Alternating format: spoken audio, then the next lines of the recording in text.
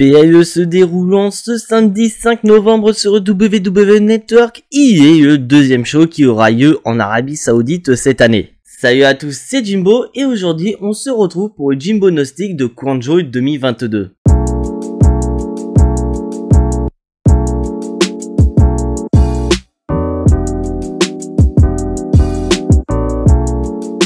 Alors déjà on peut être sûr mes chers amis catch addicts, on a quand même eu chaud pour Quanjo. Car on a appris ce mardi par les médias américains que l'Arabie Saoudite craignait une attaque de l'Iran. Et je vous rappelle mes chers amis catch addicts que Quanjo a lieu justement en Arabie Saoudite. Donc suite à ces potentielles attaques de l'Iran sur le sol saoudien, c'est vrai que le déroulement de Quanjo était compromise. Mais bon, plus de peur que de mal pour le moment, car selon PW Insider, l'attaque de l'Iran devrait avoir lieu loin du lieu où aurait lieu Quanjo. Mais bon, faut quand même rester vigilant. Et pour ce Quanjo 2022, nous avons 8 matchs à notre disposition. Vous êtes prêts pour les pronos? Moi oui, let's go!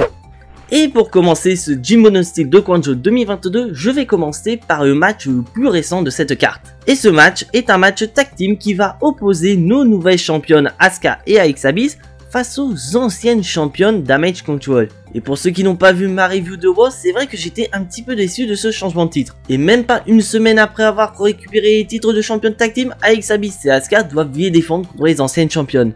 Mais moi je vois peut-être une référence par rapport à un clan qui a marqué la WWE il y a de ça une dizaine d'années. Car pour ceux qui ne savent pas, ce mois de novembre va être historique car nous célébrons les 10 ans de The Shield. Et souvenez-vous, ceux qui ont vu ma vidéo sur le plus grand Extremus de l'histoire, il s'est passé quelque chose. Mais j'en dis pas plus, je vous laisse regarder cette vidéo pour avoir la réponse à cette question. Et pour moi, pour rendre hommage à ce Shield, je verrai déjà dans un premier temps Dakota Kai et Io Sky récupérer leur titre tag team féminin. Et peut-être qu'une victoire de Io Sky et Dakota Kai pourrait chauffer leur leaders. Et en parlant de Bayley, cette dernière aura une opportunité face à la championne de WoW Bianca Belair. Et à noter que ce match est un Last Woman Standing Match.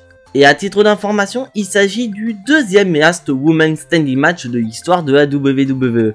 Et surtout qu'avec ce match, Bianca Belair devient la catcheuse qui aura fait le plus de matchs en Arabie Saoudite, car elle en est à son 3e match.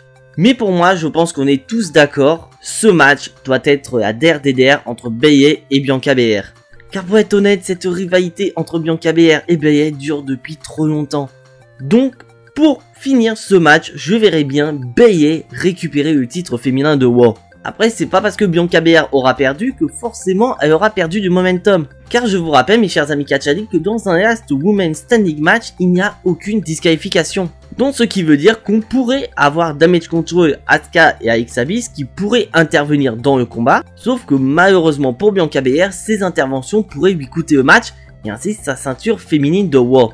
Et là, on aurait droit à cette séquence où Bayley, championne de WoW, Io Sky et Dakota Kai, championne tag team, qui aura donc propulsé Damage Control au sommet. On pourrait peut-être rêver une confrontation future entre Damage Control et Toxic Attraction. Vous seriez pas d'accord avec moi?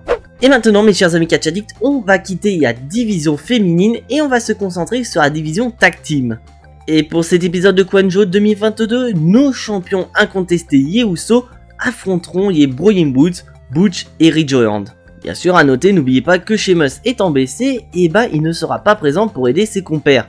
Mais bon, du côté de The Bloodline non plus, car je vous rappelle que le show a lieu en Arabie Saoudite et que Sami Zayn ne sera pas présent. Mais on aura quand même la présence de Solo Sikoa, et Solo Sikoa pourrait peut-être être un élément qui pourrait permettre aux Usos de conserver leur titre tag team incontesté. Mais sans faire exprès, je crois que je vous ai spoilé mon résultat. Car oui, bien que j'adore les Brawling Brutes et qui sont vraiment présentés comme les babyface de cette rivalité face aux Usos, je ne pense pas que ces derniers vont récupérer les titres tag team et je partirai sur les Usos qui conserveront leur titre tag team incontesté. Car je pense qu'on est tous d'accord qu'on va se diriger vers une confrontation entre New Day et Usos, car les Usos se rapprochent petit à petit du règne le plus long de l'histoire qui est détenu actuellement par le New Day. Donc je pense que le New Day va se présenter face aux Usos comme étant le dernier péage pour permettre aux Usos de devenir les nouveaux recordman de longévité pour un titre tag team.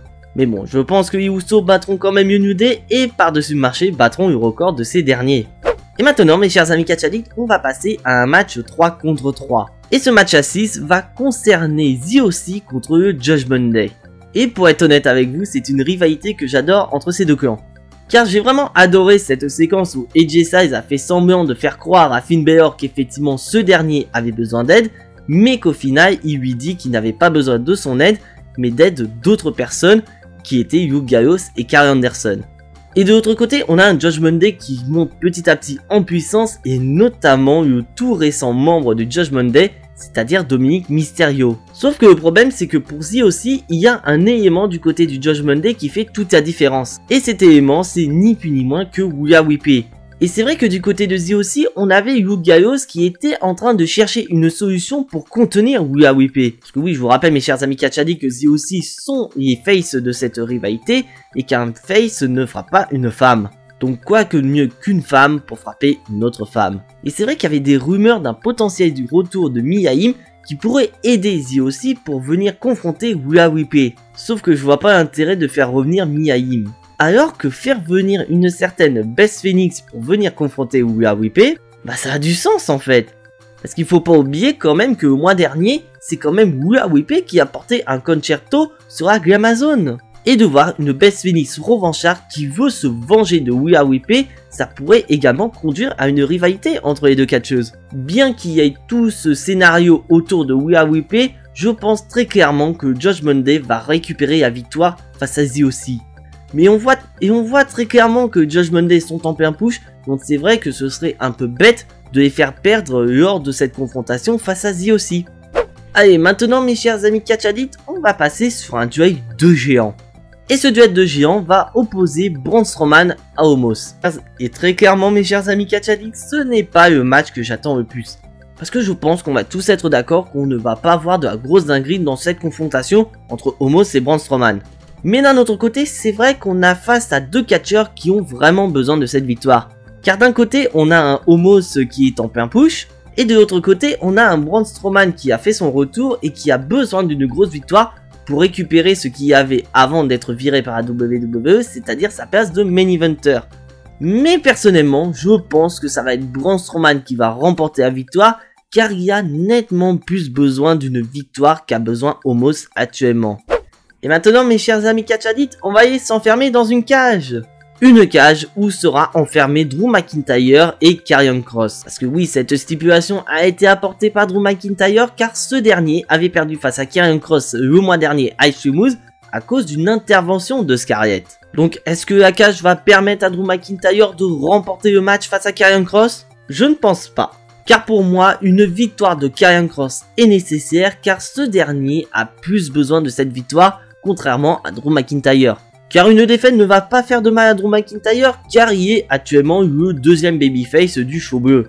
Et de l'autre côté, on a un Karrion Kross qui a montré sa volonté de confronter Roman Reigns dans le futur et une victoire face à Drew McIntyre pourrait lui faire gagner des places dans la liste des challengers de Roman Reigns. Donc je vais miser sur une victoire de Karrion Kross en espérant que cette rivalité entre Drew McIntyre et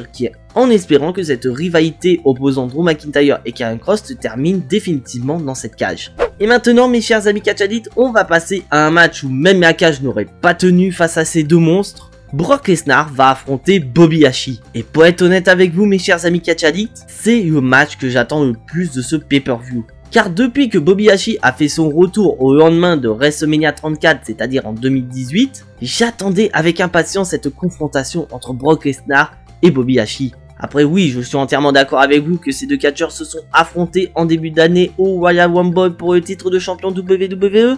Sauf que ce match n'avait pas cette aura, c'était plus un match pour lancer la rivalité de Brock Lesnar et de Roman Reigns qui a eu lieu à WrestleMania. Tandis que là, on est vraiment sur un choc de titans. Et pour moi, dans ce combat de titans, ce sera le tout-puissant Bobby Lashley qui remportera le combat. Car pourquoi je mise sur une victoire de Bobby Lashley? Car je pense qu'on est tous d'accord qu'il s'agit du dernier combat de Brock Lesnar de cette année 2022. Donc ça va lui servir strictement à rien, sachant que ce dernier n'a plus droit à un match de championnat face à Roman Reigns. Alors que de l'autre côté, Bobby Lashley a besoin d'une grosse victoire face à Brock Lesnar pour justement gagner des places dans la liste des challengers de Roman Reigns. Donc pour moi, une victoire de Bobby Lashley est entièrement logique. Après je peux peut-être rêver un petit peu, mais je verrais bien une poignée de main de respect entre les deux catcheurs à la fin de ce combat. Et avant de passer au main event de Kwanjo, on va s'arrêter par une promo. Car la WWE nous a annoncé que Bray Wyatt sera présent à Kwanjo. Donc on peut imaginer un Bray Wyatt qui nous fait comme d'habitude du côté de SmackDown, c'est-à-dire qu'il va venir et s'adresser au public, et ce dernier sera interrompu par Oncle Howdy. Après on pourrait peut-être imaginer Oncle Howdy dans le ring et qui va confronter Bray Wyatt. Ou on peut peut-être imaginer le retour de The Fiend. Et maintenant mes chers amis catch addicts, il est temps de passer au main event de cet épisode de Kwanjo. Un main event qu'on connaît depuis pas mal de temps, bien avant Extreme Rules en réalité. Roman Reigns défendra son titre de champion incontesté face à Logan Paul. Et là on a affaire à une rivalité qui est vraiment intéressante, car on a d'un côté un Logan Paul qui est plus que motivé à battre Roman Reigns et devenir le nouveau champion incontesté de la WWE. Et de l'autre côté on a un Roman Reigns qui est ultra dominant depuis plus de 2 ans, et qui se fout littéralement de Logan Paul, car ce dernier n'est qu'à son 3e match. Et oui, Logan Paul est à son 3e match à la WWE, et il y a déjà un match de championnat. Il n'y aura pas attendu longtemps Logan Paul. Mais on peut supposer qu'il y aura des interventions, car bien sûr je pense que Roman Reigns sera accompagné des Usos et de Solo Sikoa, pas de Sami Zayn car on est en Arabie Saoudite, mais du côté de Logan Paul on nous a informé que son frère Jake Paul sera présent pour accompagner son frère. Donc peut-être que son frangin va peut-être le sauver. Et bien que Logan Paul, je pense, va nous sortir une dinguerie dans ce match, cette dinguerie ne restera pas fort face à notre champion, notre chef tribal, Roman Reigns. Donc moi, je vais miser sur une victoire de Roman Reigns et qui va quitter Kwanjo en tant que champion incontesté de la WWE. Après qui sait, peut-être qu'on aura ce segment avec Bray Wyatt. Car la WWE prévoit de faire une rivalité entre Roman Reigns et Bray Wyatt. Peut-être que cette rivalité pourrait démarrer à Kwanjo après la victoire de notre chef tribal. Et vous, mes chers amis catch addicts, quel est le match que vous attendez le plus? Quel match vous attendez le moins? Et surtout, donnez-moi vos résultats dans les commentaires, je suis très curieux de connaître votre avis. Et donc voilà, c'est tout pour ces résultats de Kwanjo. Si bien sûr mon cher ami catch addict, tu n'es toujours pas abonné à la chaîne, je t'invite à le faire, c'est entièrement gratuit, ça soutiendra la chaîne. À lâcher ton plus gros pouce bleu qui fait également plaisir, mais surtout à activer la petite cloche pour être notifié des prochaines vidéos. Car pour ceux qui vont me demander dans l'espace des commentaires, malheureusement je ne serai pas présent pour un live réaction en direct de Kwanjo. Donc il y aura effectivement un live réaction de Kwanjo, mais ce sera en différé. Mais je vous donne rendez-vous demain pour avoir la réponse à cette question.